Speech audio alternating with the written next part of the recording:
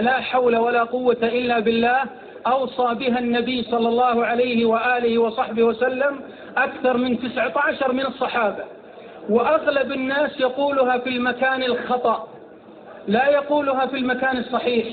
يقولها إذا حصلت مصيبة يقول إن لا حول ولا قوة إلا بالله، وهذا خطأ. تقول عند المصيبة إنا لله وإنا إليه راجعون، لكن عند الشدائد وعندما تريد أن تبدأ بأمر، وإذا كانت لك حاجة وفي مقدمة زواج وفي تأليف كتاب وفي مضيك لأمر، تقول لا حول ولا قوة إلا بالله. والله لو عرف كل واحد منا معنى لا حول ولا قوة إلا بالله لحلت كل مشاكلنا، لأن النبي صلى الله عليه وآله وصحبه وسلم فسرها لعبد الله بن مسعود: لا حول عن معصية ولا قوة على طاعة إلا بالله عز وجل.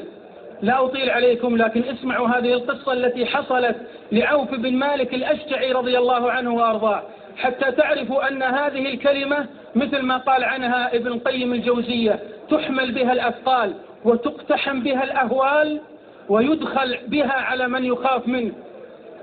يقول رضي الله عنه وأرضاه: أسر ابنه فجاء إلى النبي صلى الله عليه وسلم فقال: يا رسول الله، إن ابني في الأسر وإنني أشتكي الفقر. لقد أحصى بعض العلماء 40 موطن تقال فيه لا حول ولا قوة إلا بالله. انظروا إلى هذا، يشتكي الفقر وابنه في الأسر.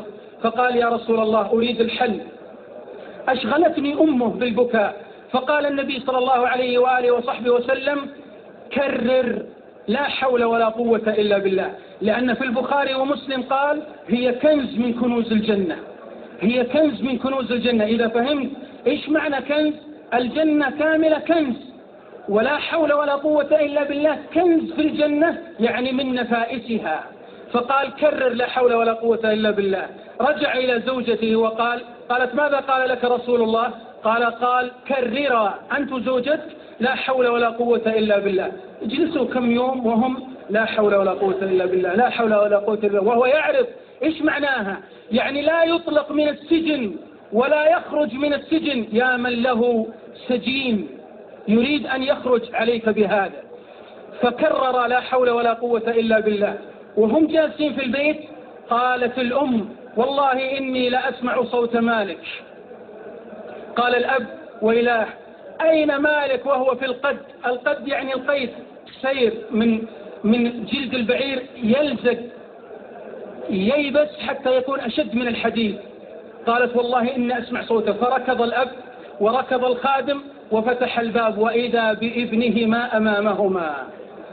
فكيف نجا؟ لما كرر لا حول ولا قوة إلا بالله، يقول رضي الله عنه وأرضاه: غفل عني الحارس فخرجت وانكسر القيد، وإذا بي بالرحول، يعني مثل ما نقول، وإذا بالناقة أمامه، فركبها والقوم في غفلة، فمر على مسرحهم فساق 4000 رأس من الغنم وأتى بها. قال أبوه: والله لا نأخذ شاة واحدة حتى نأتي إلى النبي صلى الله عليه وسلم.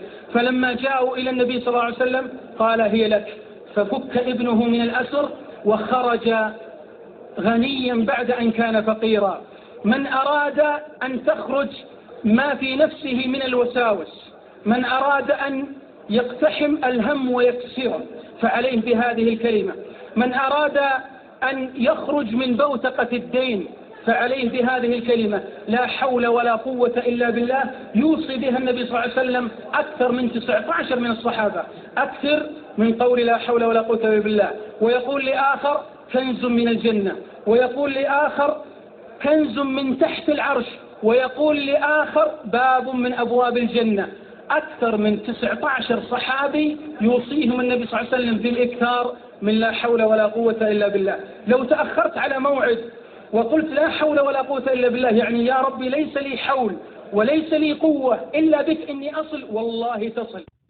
من أراد أن يرى بعينه أن الله يسمعه ويراه ويحقق أمره، يشوف إذا في شيء عنده هام فليكرر لا حول ولا قوة إلا بالله.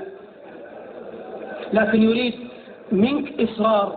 لذلك في مسند الإمام أحمد أن النبي صلى الله عليه وسلم: من قال لا حول ولا قوة إلا بالله قال الله جل الله: أسلم عبدي واستسلم. لأنك تفوض الأمر لله عز وجل.